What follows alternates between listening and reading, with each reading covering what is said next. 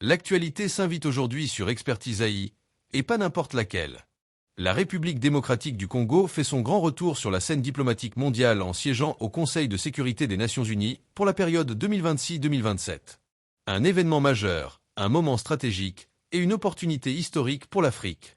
Mais au-delà des discours officiels, une question essentielle se pose. Que nous disent les outils d'intelligence artificielle sur ce mandat? Sur Expertise AI, nous analysons l'actualité autrement. Géopolitique, diplomatie et intelligence artificielle générative se croisent pour comprendre ce qui se joue réellement derrière les décisions internationales.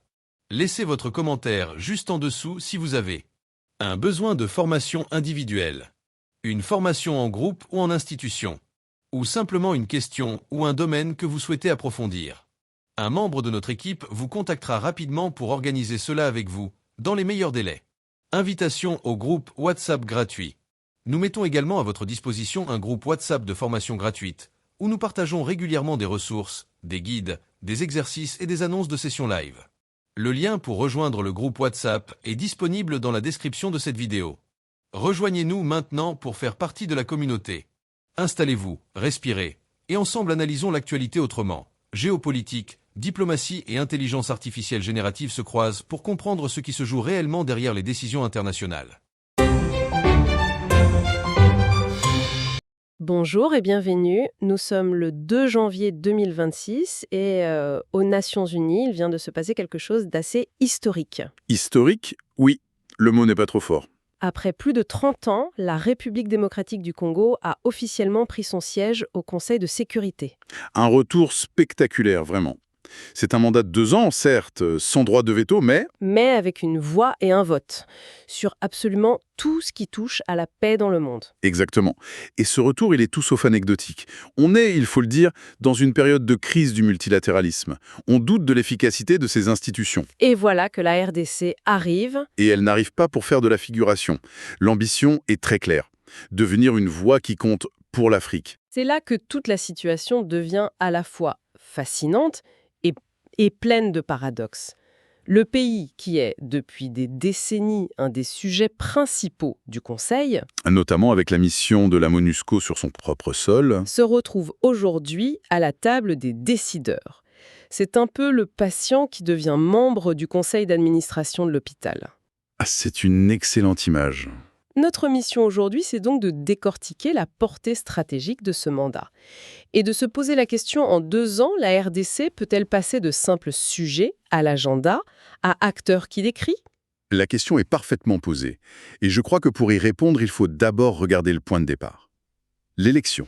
Oui, ce fameux score. 183 voix sur 187. Ce n'est pas une victoire, c'est un raz de marée. C'est un plébiscite absolu. Et ça, en diplomatie, ça change tout. Ça donne à Kinshasa un poids politique et une crédibilité immense. Dès le premier jour. Dès le premier jour, oui. Ce n'est pas un siège obtenu de justesse, c'est une reconnaissance quasi unanime. Ça veut dire que quand la RDC prendra la parole, Personne ne pourra contester sa légitimité. voilà. C'est un capital de confiance. Un bouclier diplomatique qui leur donne une marge de manœuvre pour être audacieux, voire offensif. Alors justement, cette feuille de route, parlons-en. Avec cette légitimité en poche, qu'est-ce que Kinshasa veut mettre sur la table? Alors, l'agenda est très structuré. Il y a, disons, 2 niveaux. D'accord. Il y a d'abord le grand volet panafricain, où la RDC veut vraiment incarner cette voix de l'Afrique. Et puis il y a le deuxième volet, beaucoup plus personnel, Et beaucoup plus urgent, j'imagine. beaucoup plus urgent. Sa propre sécurité nationale. Commençons par la voix de l'Afrique. Ça sonne bien, c'est un bon slogan. Mais concrètement, ça veut dire quoi? Ça se décline en 4 piliers. D'abord, la sécurité collective, la prévention des conflits, un classique. Ensuite, la justice internationale, la lutte contre l'impunité. Un thème très fort pour la RDC, évidemment. Troisièmement, le lien sécurité-développement. L'idée que l'un ne va pas sans l'autre. Et le quatrième? Le quatrième est peut-être le plus stratégique aujourd'hui. L'équité dans la gouvernance des ressources naturelles. Ah, et là, la RDC est en position de force.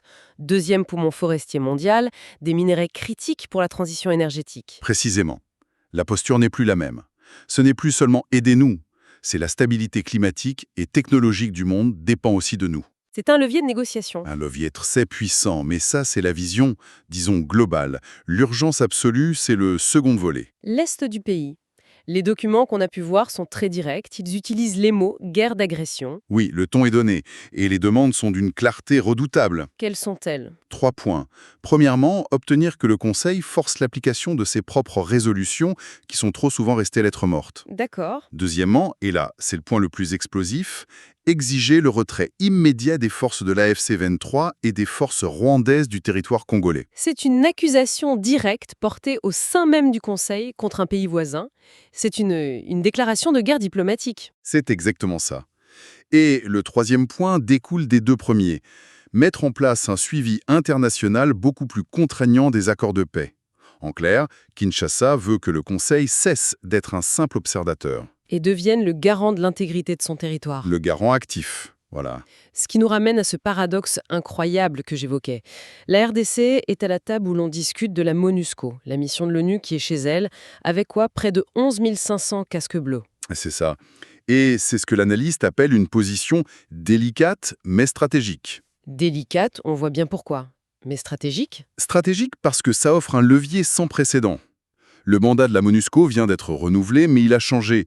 Il y a un accent plus politique et surtout un plan de retrait progressif. Un retrait conditionné. Et c'est là que tout se joue. Ce retrait est conditionné, je cite, à la capacité réelle de l'État congolais à assurer lui-même la sécurité. Attendez.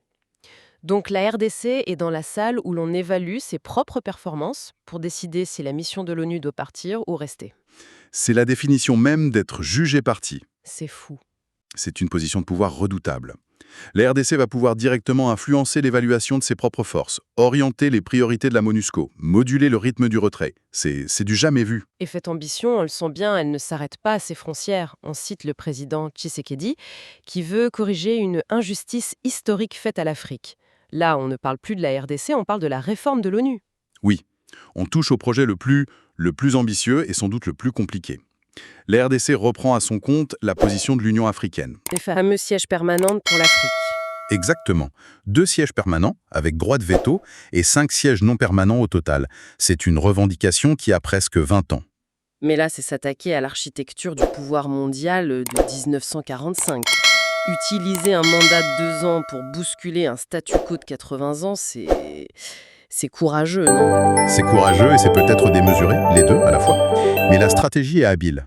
La RDC ne se contente pas de revendiquer. Elle propose. Elle propose.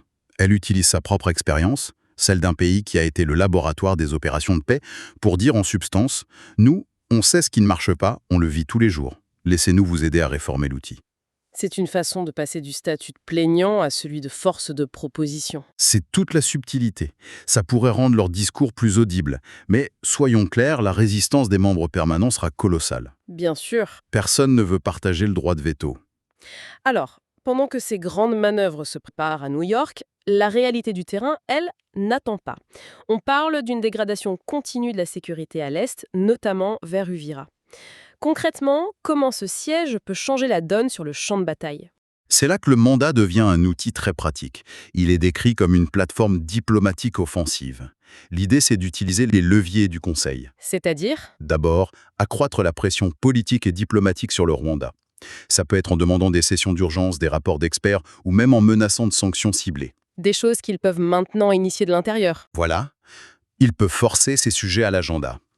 Deuxièmement, utiliser le poids du Conseil pour rendre les accords régionaux, comme ceux de Nairobi ou Luanda, plus contraignants.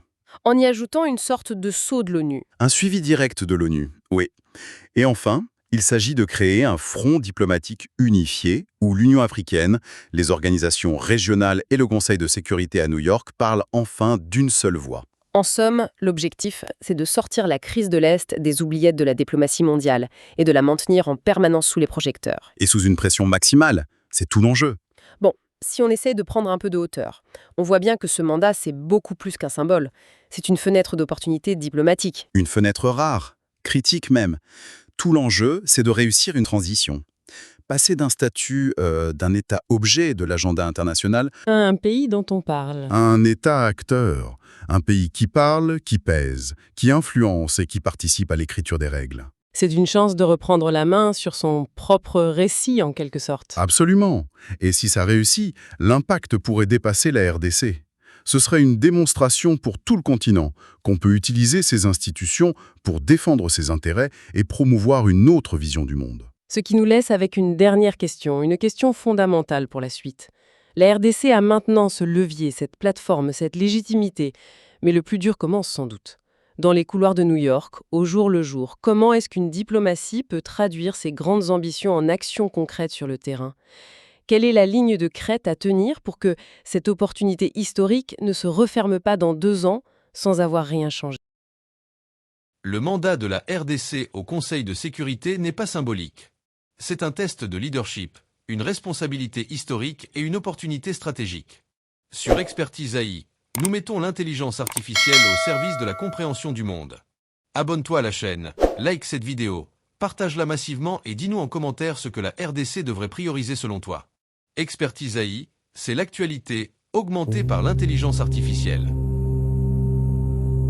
Ce n'est pas une explosion. C'est une fracture. Une douleur silencieuse qui traverse les terres, les familles, les générations. En 2026, la souffrance n'est pas une rumeur. C'est une réalité. Paix en RDC.